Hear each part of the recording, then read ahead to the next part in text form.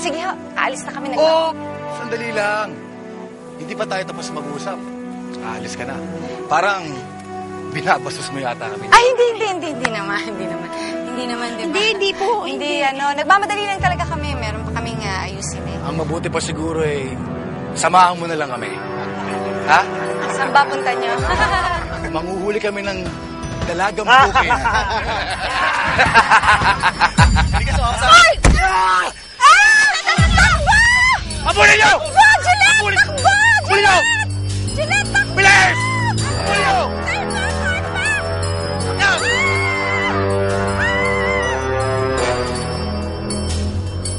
Gillette, takbo! Teka, Gillette! Magtago na kaya tayo. Sige po, saan? Ate! Hoy! Katang mo! Bakit ka? Babae ka. Hirapan mo. Ha? Hindi ko alam! Wala sinungaling ka. Bitawan! Hindi mo yun, paparinig kita. Hindi ko nga po alam eh! Bitawan niyo! Hoy! Bitawan niyo siya! Tao putik! Tao putik! Hoy! Hoy! Ano na? Bitawan mo eh! Wala ngayon.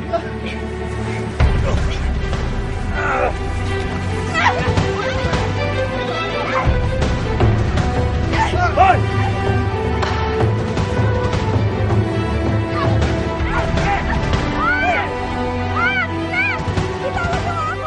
Vigor!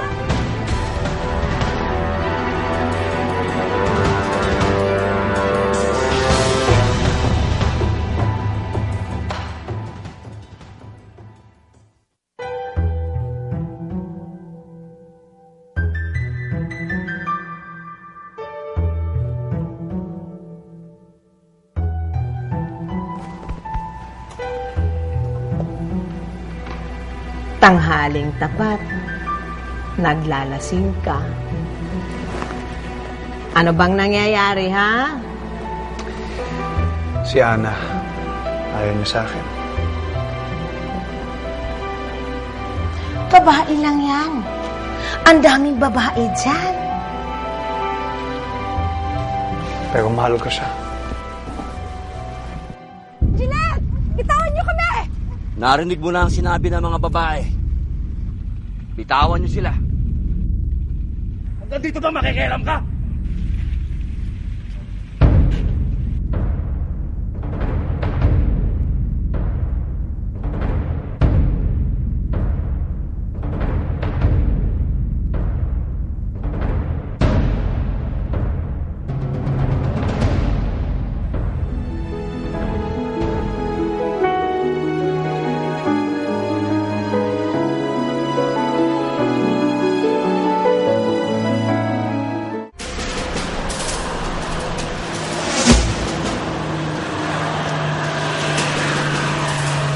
Sir, sigurado ako dito pumunta sila, Ana.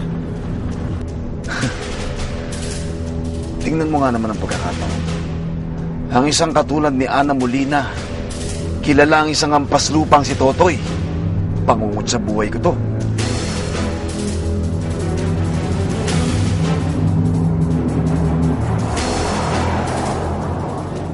Ayaw ko niyang ganyan, ha? Di ba lahat ng gusto mo, nasusunod? Nag-venture ka, nagnegosyo ka, nagtatagumpay ka naman. Ano ba ang pagkakaiba nitong babaeng ito? Lola, mahal ko si Ana. Iba siya.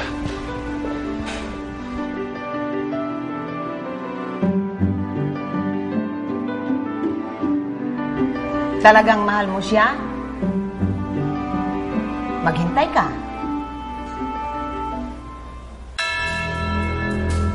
Vigor!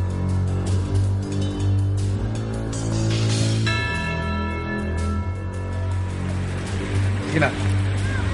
Baba niyo mga baril niyan.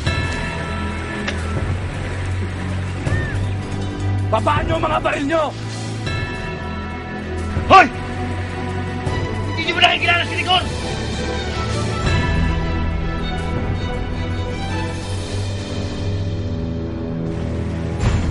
respeto? Sige! Magpatayin tayo dito! Ha? Ano? Ano? Atras, atras!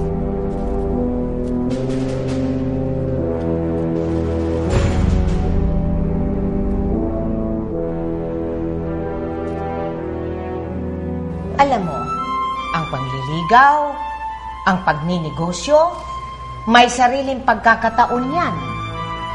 May sariling opportunity, may sariling timing. Pag nagka-timing ka, swak yan.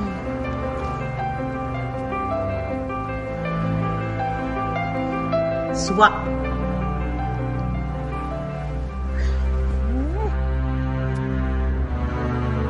Excuse me, sandali! Sandali!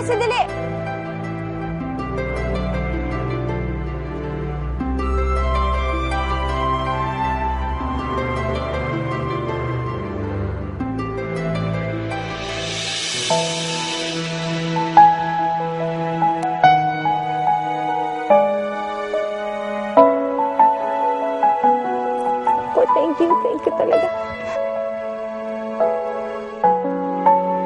Salamat kung hindi dahil sa'yo, baka kung ano na nangyari sa amin. Thank you.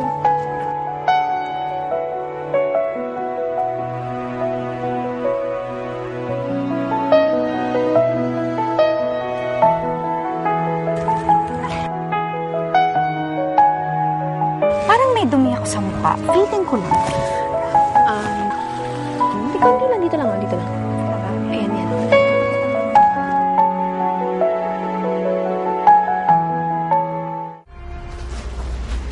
Lolo Mauro, narinig ko po sa mga ale, narito daw si Ana Molina. Kakanta daw siya sa birthday ni Hernandez. Tapos, pwede daw manood ang lahat. Paborito rin ni Inay si Ana Molina. So, pwede mo bang manood tayo para maikwento ko na kay Inay na nakita ko ang idol namin? Cecilia, lika. Ayan. Gustuhin ko man, anak. Hindi pwede. Kasi, ayokong tumapak sa loob ng bahay ng Hernandez na yun eh. Yun ang pinaghihinalaan ng tatay mo kung bakit nawala ang nanay mo. Oh, at ang mahalaga, kailangan na natin umalis sa gapas. Ha?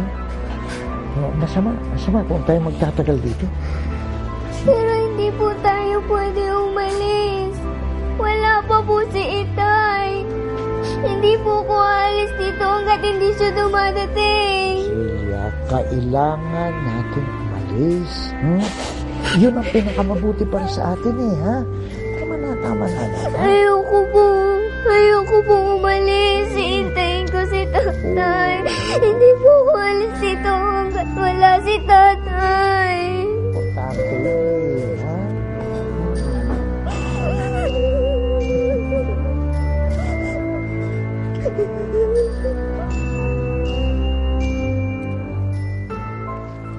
Idol, mukhang masama ang tama sa'yo nung babaeng putikan, ah. Tandaan nyo lahat ng plano mamayang gabi.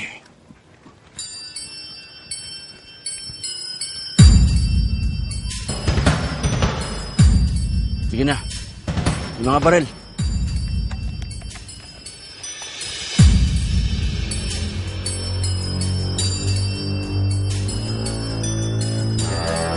Kasama ko. Tara.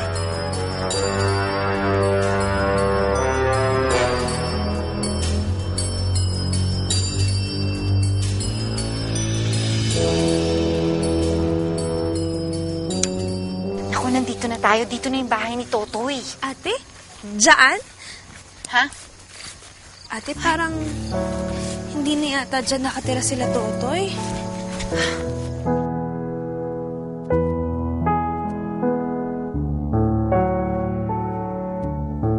Diyos ko. Ano nangyari sa bahay nila Totoy? Bakit nasunog na?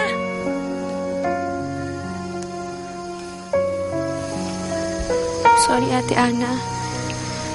At least, sinubukan mo pa rin ang pangako mo. Pero huli na. Hindi ko na siya inabutan.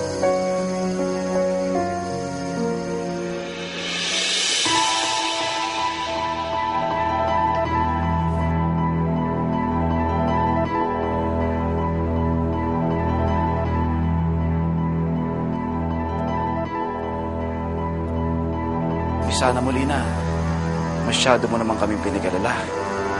Look at you. I'm fine. Nahulog lang ako sa putikan, but really, I'm fine.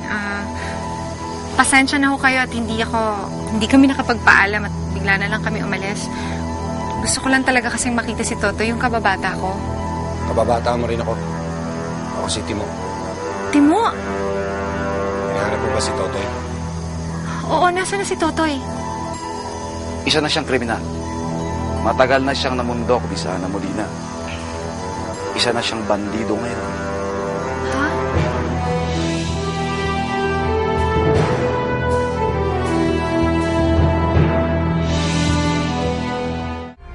Talaga, Dad? Kababata nung Totoy si Ana? Nalaman ko lang yan sa mga tauhan natin. Kaya tumakas si Ana para sundan si Totoy. I guess, mabait dati si Totoy para gawin yun ni Ana. Nung mga bata pa siguro sila. Anak, iba na si Totoy ngayon. Salbahing tao na si Totoy. Kaaway natin yan. Kaya wag mong isiping mabuting tao yun. Delikado si Ana kay Totoy. Kaya bantayan mong mabuti si Ana. Dahil cargo natin yun. Okay? Sure, Dad.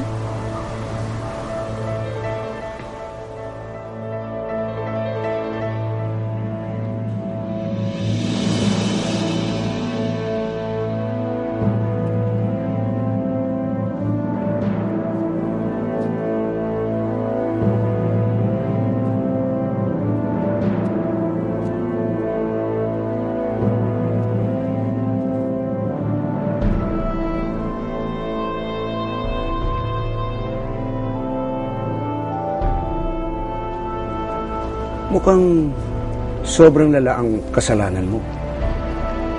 Bakit hindi mo pa inintay ang bukas para mangumpisan? Gagantihan ko ng taong pumatay sa asawa ko.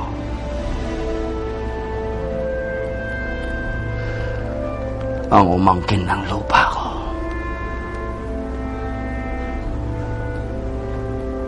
Ang nabuhasak. Ang sumira sa pamilya ko. Huwag mong gawin ang binabalak mo. Makakasira sa buhay mo yan. Kasalanan ang gagawin mo.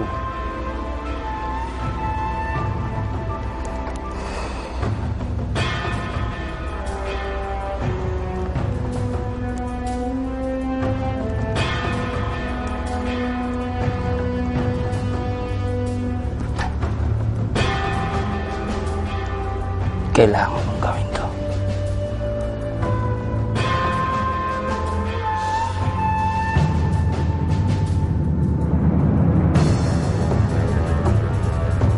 Para sa anak ko.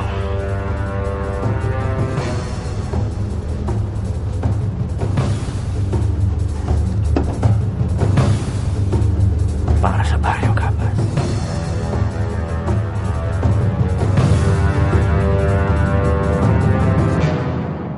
Hindi pa rin ako makapaniwala na isang bandido si Totoy. Parang imposibleng piliin niya ang ganong klaseng buhay. Mabait na tao yun eh. Pero ate, bata pa kayo, naghiwalay kayo. Sigurado ako marami nangyari doon. Malay mo, isa siya sa mga lalaki ng harang sa atin kanina. Hindi ako maniniwala hanggat hindi ako nakakakita ng pruweba. Alam mo, Ana, kakaiba ka rin yun. Naghahanap ka pa ng pruweba, di ba sabi nga ni Mr. Hernandez, yung mukha ng Totoy na yan, nakakalat at nakapaskil dun sa bayan na wanted yan, at may reward pa yan talaga na 100,000? Hindi ka ba natatakot? Hindi ba mapweba yun na masamang tao talaga yung Totoy na yan? Tsaka, isa pa, magpasalamat ka nga at hindi na kayo nagkita ng lalaki na yan. Eh, malay mo kung ano pang gawin nun sa'yo. Buti sana ko sa'yo lang gagawin. Eh, paano ko pati sa akin? Paano na ang aking sariwang katawan?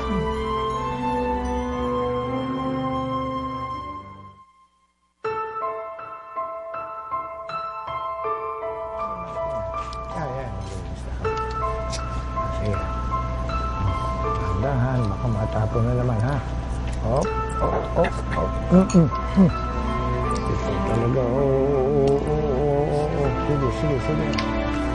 Ayos. Tay? Tay?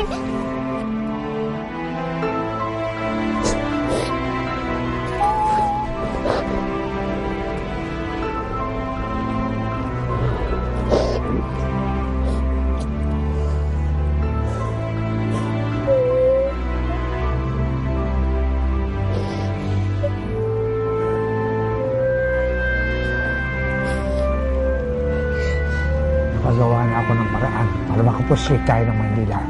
Makakapag-upisa tayo ulit doon.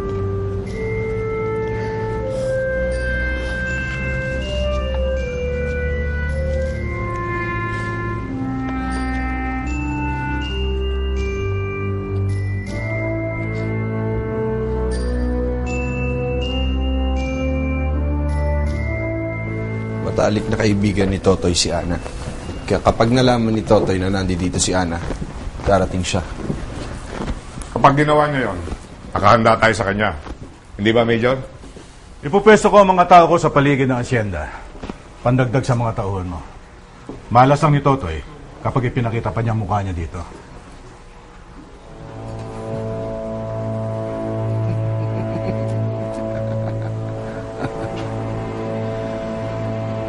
Nararamdaman kong mabubunutan ako ng isang malaking tinik ngayong gabing ito.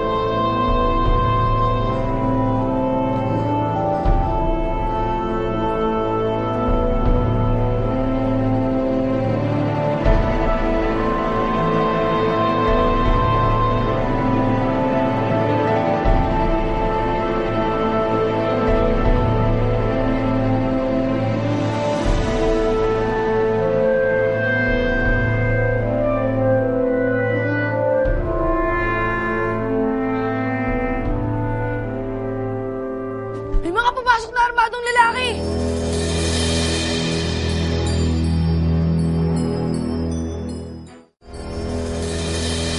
Chong. Ilayo niyo ang anak ko rito. Isama niyo si Itay. Pumunta kayo sa Maynila. Pagkatapos ko rito, magsasama-sama tayo.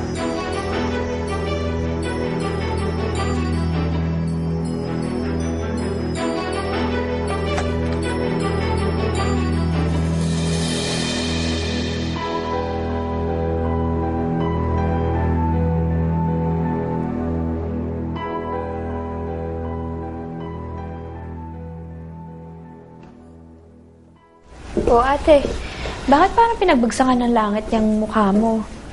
Naisip mo na naman si Totoy, ano?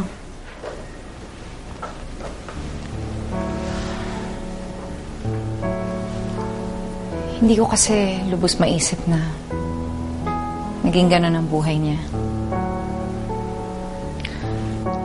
Sa tingin mo, Gillette, kung hindi ako umalis, iba kaya ang naging buhay ni Totoy? Kailangan niya ng kaibigan noon. At ako lang ang kaibigan niya. Umalis pa ako. Ate, huwag mong sisihin ang sarili mo. Tayo ang may hawak ng kapalaran natin. At sa ayaw at sa gusto mo, pinili ni Totoy ang buhay niya ngayon.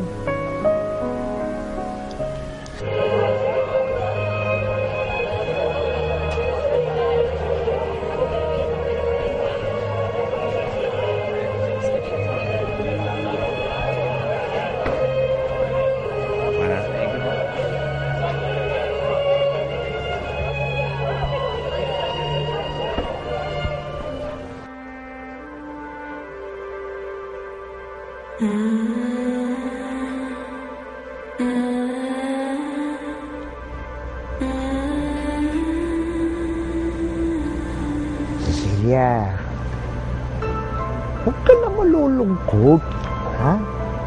Alam mo, walang ipinangako ang iyong ama na hindi niya tinupad. Ito mo, magkakasama-sama tayo ulit. Nalulungkot lang po ako. Oo. Hindi nagtagal dito si Itay. Marami pa po akong gustong sabihin sa kanya. Saka, hindi ko pa po nasabi kay Itay na rito sa bayan si Ana Molina. Babata niya yun. Sak, matutuwa yun. Yun lang ba inaalala mo, ha? Huwag mo nang isipin si Ana. Kasi, pag nagkita yung dalawang yun, kaloob yun ng Diyos. Ha? Mahal ka naman eh, ha? Hindi ko makakalimutan ang mga kong kapalit yun. Siguradong pagkatapos ng gabi ito, kumpadre, mamahalin ka ng mga tao dahil kay Miss Ana Molina. Paano si Totoy? Masyado kong natataranta, kumpadre. Paano kung makalusot dito yan?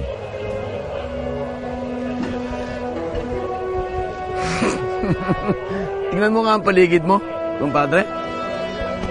Tumingin ka't masdan mo ang kapaligiran ng aking kaharian. Nandiyan ang mga tauhan natin, kasama ang isang batalyong sundalo. Paano makakapasok dito si Totoy? Para siya nagpakamatay, kumpadre. Ano siyang baliw?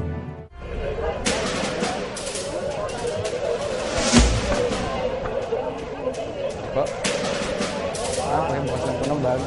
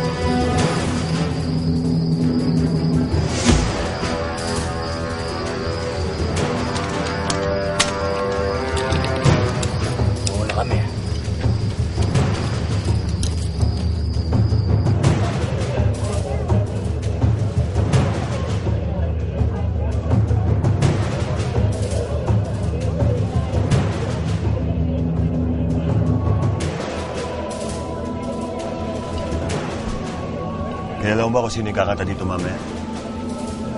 Sino? Si Ana Molina. Yung sikat na singer. Narito siya.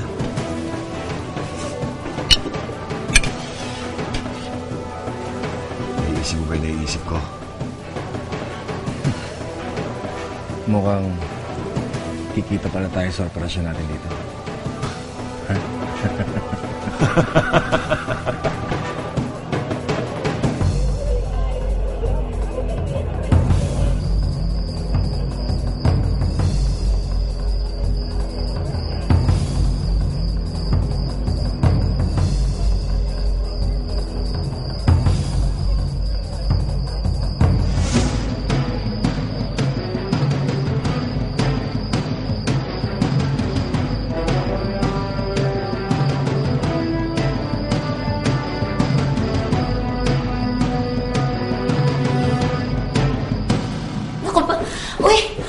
kayo? Anong ginagawa niyo dito? Anong hinihintay niyo? Divine intervention? Halika na, Ana. Ready na ang stage. Naghihintay ng mga fans mo. Halika na. Sunod na ako. Ma'am, halika na po. Naiinip na po sila lahat. Susunod na ako.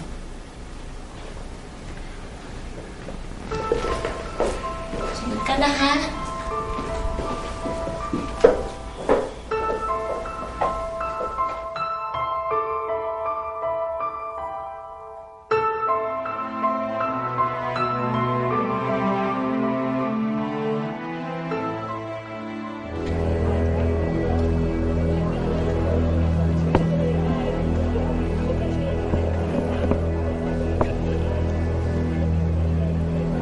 Mag-iiba tayo ng plano.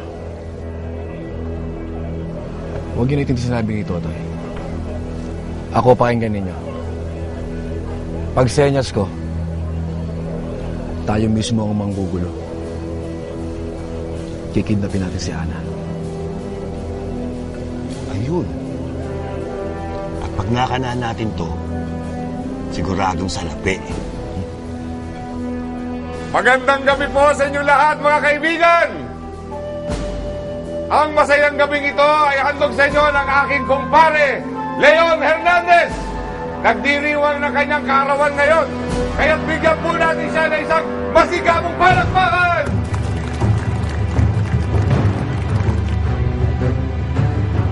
Tawagan ko sila Bossing Matas. Kasi simulan na natin. Ito ang kinakatakot ko. Ang daming tao matatamay.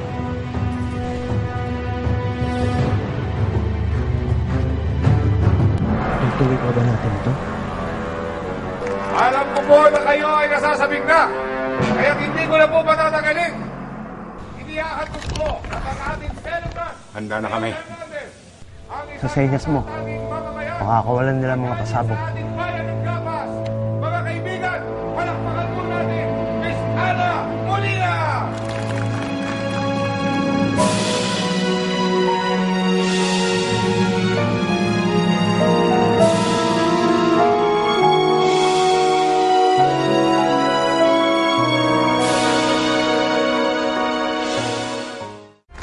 Maraming salamat po, Mayor. Magandang gabi po sa inyong lahat. Alam mo na ang gagawin ninyo. Happy birthday po ulit, Mr. Hernandez. Natutuwa po ako dahil ako po'y muling nakabalik dito sa baryo natin. Nagbalik po ako ng Barrio Gapas dahil po sa isang kaibigan. Kung nasan man siya ngayon, ang awitin nito ay para sa kanya.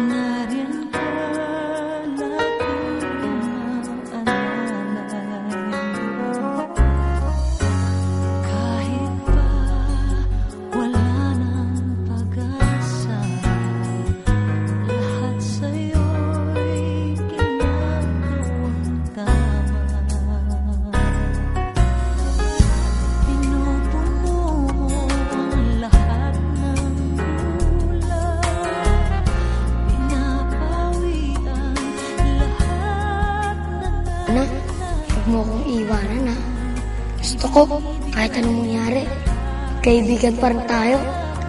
O, anak, promise? Promise.